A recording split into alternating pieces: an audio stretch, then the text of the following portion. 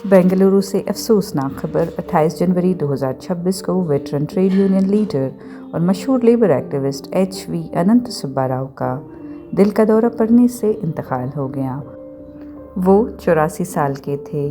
Subba Rao communist party of India CPI के देरीना रुकन थे और कर्नाटक की लेबर तहरीक में एक अजीम शख्सियत माने जाते थे।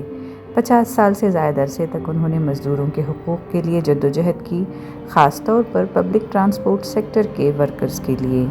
वो Karnataka state road transport corporation के SRTC staff and workers federation के सदर थे और ट्रांसपोर्ट वर्कर्स की आवाज़ बने रहे। All India trade union Congress AITUC Karnataka unit में वो 1983 से 2015 तक जनरल सेक्रेटरी रहे और 2015 से जनवरी 2026 तक सदर रह चुके थे। उनका इंतकाल अचानक उनके घर में दिल का दौरा पड़ने से हुआ। कर्नाटक के चीफ मिनिस्टर सिद्धरामैया समेत कई लीडरों ने ताज़ियत अदा की है।